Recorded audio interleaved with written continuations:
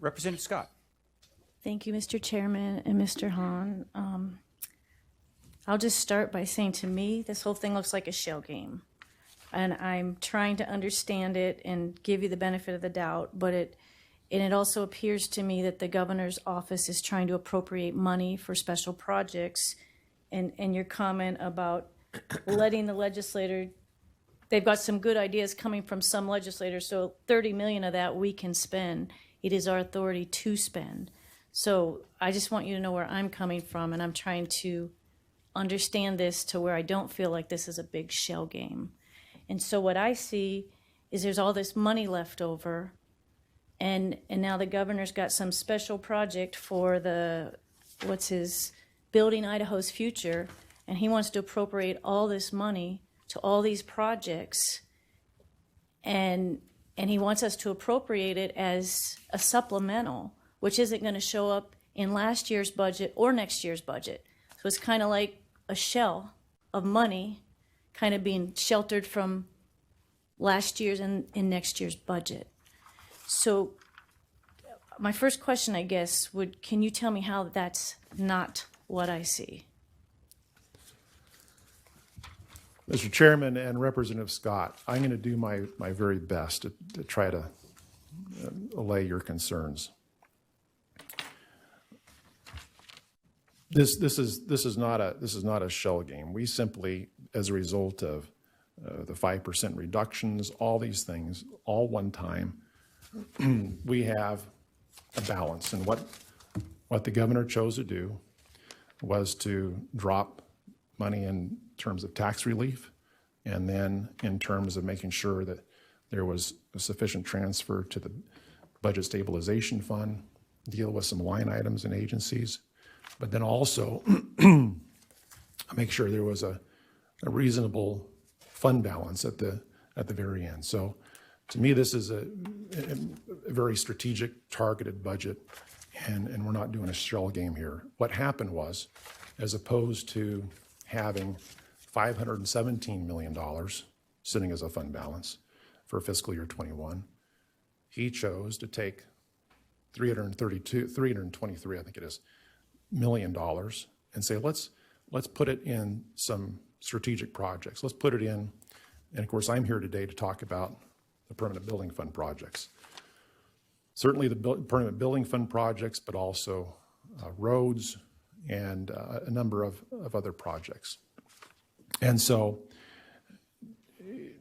I think it's a reasonable, sound approach to say we have this one-time money, and let's use it in the current year for these projects and start moving these projects down the road.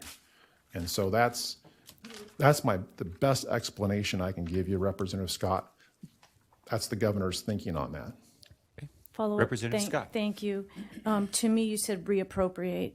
That is not the governor's job, is to reappropriate. So that's kind of where I see this as kind of a shell game. And you mentioned a 5% reduction.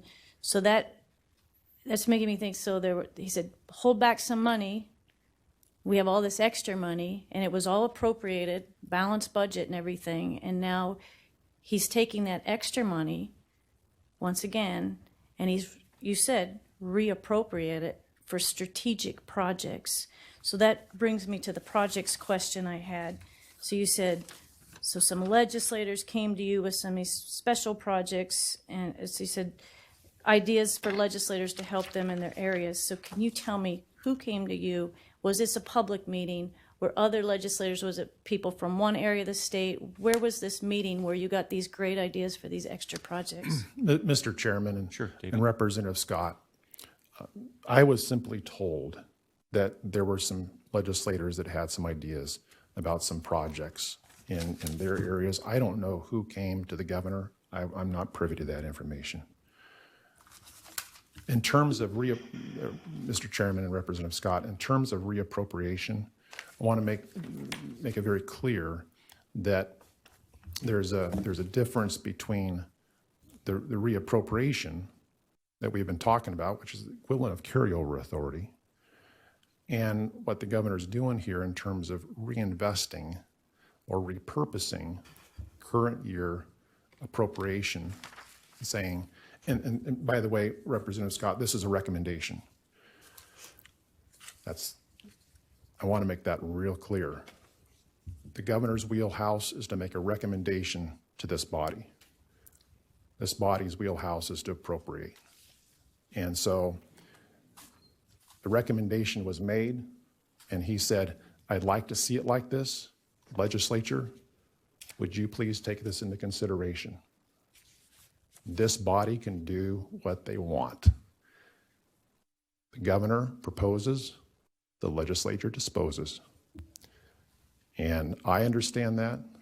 I believe the governor understands that. Thank you, David. That very clear explanation. One last just comment. What I see this is crony capitalism. When he gets to pick the projects, and that's what we call it up north. I don't know what you guys call it down here, reappropriating, recommending, repurposing. We call it crony capitalism. You don't have to respond to that if you don't want to. It wasn't a question.